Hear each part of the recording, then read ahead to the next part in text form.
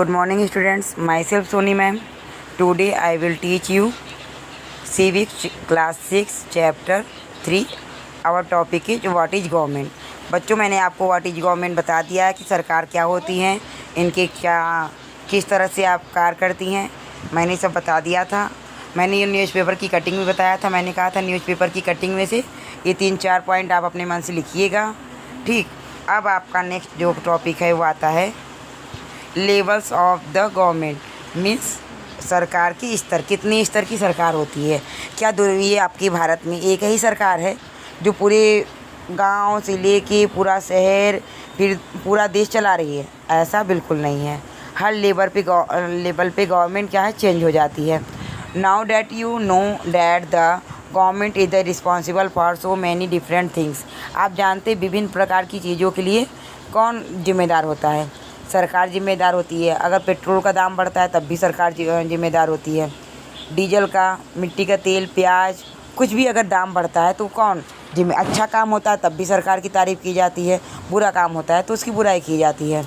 Can you think of how it images to do all these. क्या आप सोच सकते हो कि वो सारा काम ऐसे कैसे करती होगी? The government works at different levels. जो सरकार होती है वो विभिन्न स्तर पे काम करती है। ठीक है, वो लेवल्स क्या हैं आपके? State level, at the local level, at the level of the state and the national level. मतलब आपकी लोकल जैसे स्थानीय आपका, स्टेट आपका राज्य, दूसरा आपका क्या है, राष्ट्रीय। ठीक है, the local level means in your village. Local level क्या कहलाता है? मतलब आपका गांव, जैसे पंचायत हुआ, जो आपके सरपंच हुए, टाउन, लोकलिटी। ठीक है, ये सब आपके लोकल लेवल।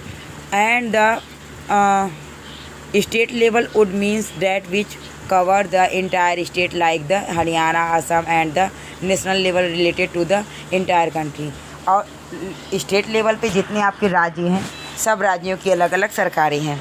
जैसे हरियाणा, असम, आपका उत्तर प्रदेश, बिहार, पंजाब। ठीक, ये और उसके बाद ये आपका नेशनल लेवल जो है वो क्या कहलाएगा? पूरी country. Later in this book you will read about how local level government function. आपको बुक किताब मतलब ये जब पढ़ाया जाएगा तो इसमें आपको ये भी बताया जाएगा कि जो स्थानीय सरकारें होती हैं वो किस प्रकार का कार्य करती हैं। And when you go into your next few classes you will learn about the how government function at the state and the central level. जब आप बड़ी कक्षाओं में जाओगे तो आपको बताया जाएगा कि वो किस प्रकार के इनके कार्य होते हैं, कैसे कार्यों को अपना करती हैं। आपका देखिए मैप दिया हुआ है। पहले तो आपको इस मैप को ड्रा करना है। ठीक है, और ड्रा करके जितने स्टेट हैं सबके नेम आपको याद करके लिखने हैं, लोकेट करने, दिखाने हैं। या आपका ये CWA करके हमको दिखाइएगा। आइए नीचे आपका आता है लॉ एंड द गवर्नमेंट, मतलब सरकार और कानून। जो सरकार और कानून है, the government makes law and everyone lives in the country has the follow this is the only way government can function. Just like the government has the power to make the decisions, similarly it has the power to enforce its decision. For example, there is law that say that the all person driving a motor vehicles must have the license. Any person caught driving a vehicle without a license can either be jailed or the fined large sum of money. Without these law, the government's power to make decisions is not much use. Means सरकार कानून बनाती है और देश में रहने वाले सभी लोगों को कानून मानने होते हैं। केवल यही नहीं, यह वह तरीका है जिसमें सरकार काम कर सकती है। सरकार के पास जैसे कानून बनाने की ताकत होती है, वैसी यह ताकत भी होती है कि वो लोगों को कानून बनवाने की बाध्य करे। मतलब कानून तो बना देती है लेकिन उसको कानून को फॉलो भी कराना जानती है। अगर नहीं करेगी तो कानून का क्या मतलब?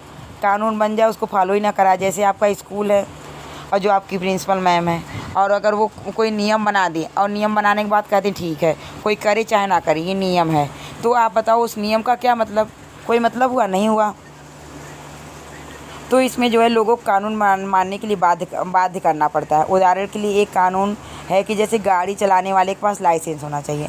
अगर लाइसेंस नहीं है और बिना लाइसेंस के वो गाड़ी चला रहा है तो उसको क्या होता है, जेल होती है या फिर कुछ उसको जुर्माना देना पड़ता है। इस तरह जो आपको जो स्कूल है जिसमें आप लोग को, अगर आपको नियम है कि आपको ये काम नहीं करना है, आपको ऐसे ही काम नहीं करना है अगर आप करती हो तो आपको क्या होता है, पनिशमेंट मिलता है, आपके गार्जियन को बुलाया जाता है।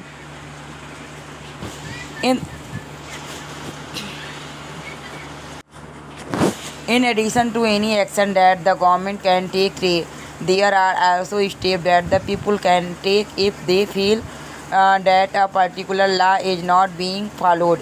If a person feels, for example, that they were not hired for a job because of these religion or caste, he or she may approach the court and claim that the law is not being followed. The court can then give order about what should be done. Means सरकार जो कार्रवाइयाँ कर सकती है, उसके अलावा अगर लोगों के लगे कि किसी कानून का ढंग से पालन नहीं हो रहा है तो वे क्या कर सकते हैं, वो कुछ कदम उठा सकते हैं। एग्जाम्पल के रूप में आप देख सकते हैं कि जो व्यक्ति, अगर किसी व्यक्ति को यह लगे कि उसको उसके धर्म या उसकी जाति के कारण किसी नौकरी में नहीं लिया जा रहा है तो न्यायालय वो जा सकता है, वहाँ दावा कर सकता है कि कानून का पालन नहीं हो रहा। तब न्यायालय आदेश देगा कि क्या कदम उठाने ज़रूरी होने चाहिए। अब आए सरकार के प्रकार, types of the government. Who give the government this power to make decision or the enforce law.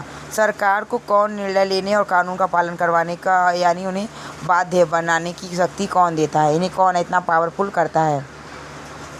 The answer to question depends on the types of the government there is a country. इस प्रकार के उत्तर का इस बात पर निर्भर करता है कि देश में सरकार कैसी है। मीन्स इन डेमोक्रेसी, मतलब लोकतंत्र में है, is the people who give to the government to power, they do this through the election in which they vote for the particular person and elect them. Once elected these persons from the government, in a democracy the government has the explain the actions and the defense its decision to the people. लोकतंत्र में लोग सरकार को यह शक्ति देते हैं, लोग ऐसा चुनाव के माध्यम से करते हैं कि जो है क्या हो, सरकार उनकी मतलब उनकी चुनी हुई सरकार जाती है। वे अपनी पसंद के नेता को वोट देकर चुनते हैं। एक बार चुन लिए जाने के बाद यही लोग सरकार बनाते हैं। लोकतंत्र में सरकार को अपने निर्णय और उठाए गए कदमों का आधार बताना होता है और सफाई देनी होती है।